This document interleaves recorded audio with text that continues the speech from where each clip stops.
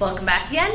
Today we're going to look at another concept that should be a review. We're going to talk about our GCF, or our greatest common factor. What is our greatest common factor? It's simply the largest number that will go into two or more given numbers.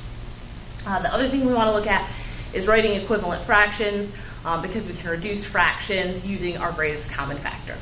Equivalent fractions are simply fractions that have the same value. They use different numbers, but they have the same value. And again, we talked about that last year. So there are two methods that we can use when we try to find the greatest common factor.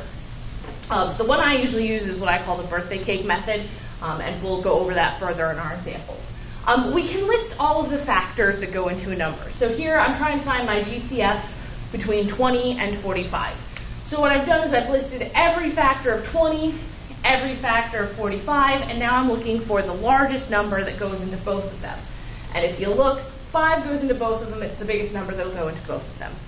Now, this works with smaller numbers, but if you have large numbers, listing all the factors can become very tedious and very lengthy. So what we're going to use is what I call the birthday cake method. And it's another way for us to find our greatest common factor. So what we do is we take our two numbers and I put them here, and I draw the first layer of my cake. I call it the birthday cake method because if you have more than one layer, it kind of looks like an upside down tiered cake. Well, I know that 5 will go into both of these. Now, I've actually picked the GCF, which doesn't always happen, and I'll show you that in our examples. 5 will go into both of these, so what I do is I write 5 over here, and then I divide both of them by 5 and get my answer. 5 goes into 24 times, 5 goes into 45 9 times. Now I'm looking at 4 and 9. They do not have a common factor other than 1, so then I just want to look at this side of my birthday cake. I would multiply, if I had multiple tiers, I would multiply them together. I'll show you that in examples. All I have is the 5. 5 is my greatest common factor. Now the thing with this method is it only works if you're using two numbers. So if you have 3 numbers, you have to do it in steps. You would do it with the first 2 numbers. When you got your greatest common factor, you then use that and your third number.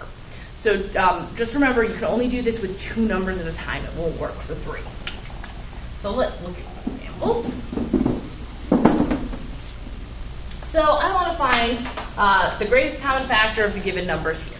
So here we started with 10 and 24. So I'm going to use my birthday cake method, where I make my first layer. The first thing I know right off, they're both divisible by 2 because they're even numbers.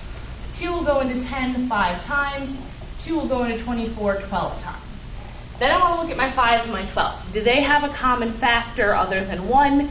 They do not. So actually my greatest common factor between 10 and 24 is actually 2. Sometimes it's a very low number. And just so you know, the greatest common factor can sometimes be 1. Sometimes it's the only factor that numbers have in common. All right, so there's that one. Now this one I'm dealing with 3 numbers. So what I'm going to do is I'm going to do 2 of the numbers, and then I'll go back and I'll take my answer and do it with other ones. So I'm just going to start with 6 and 14. I know that 6 and 14 are both divisible by 2. 2 goes into 6 3 times. 2 goes into 14 7 times. 3 and 7 do not have any common factors, so 2 is my greatest common factor, but only between those first 2.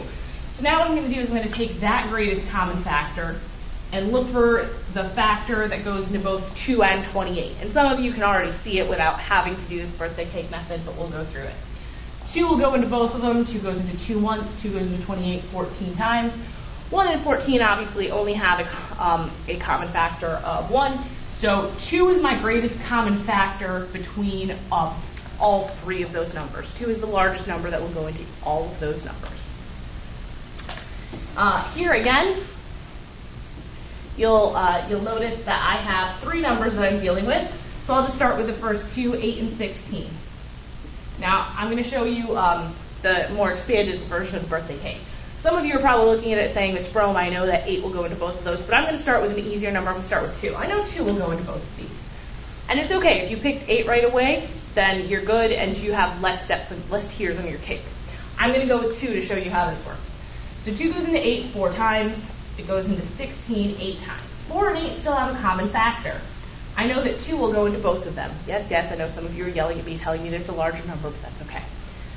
2 goes into 4 2 times. 2 goes into 8 4 times. Well, 2 and 4 have another common factor of 2. 2 goes into 2 once. 2 goes into 4 2 times. And then if you look, see how this kind of looks tiered? That's why we call it the birthday cake method. It's kind of like an upside down tiered cake. So if I take all of these numbers on this side, I have to multiply them together because they're factors. That to give me my greatest common factor. So 2 times 2 is 4 times 2 is 8. So my greatest common factor between 8 and 16 is 8. I'm not done yet though because I still have another number. So now I'm going to take 8, my greatest common factor between my first two, and find the greatest common factor between 8 and 36. And that will give me my overall greatest common factor. So 8 and 36, I notice that 2 will go into each of them. 2 goes into 8 4 times. 2 goes into 36 18 times. All right, 4 and 18, again, I can take a 2 out. 2 goes into 4 2 times. 2 goes into 18 9 times. 2 and 9 do not have a common factor, so I need to look at my 2 times my 2. My greatest common factor between all of these numbers winds up being a 4. 4 goes into 8, 16, and 36. It's the largest number that will go into all 3 numbers. So sometimes when we have 3 numbers, we just have to break it down into 2 separate steps. Okay. Here I've got an easier one because I'm just dealing with 2 numbers, so I just need to make 1 birthday cake.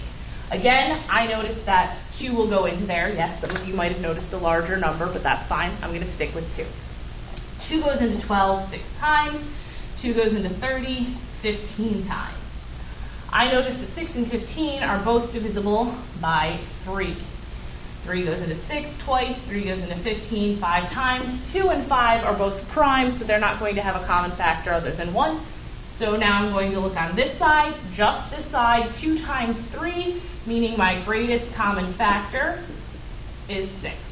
And some of you might have looked at the 12 and the 30 and said 6 will go into it. And that's good. If you've done that, you've done it in less steps.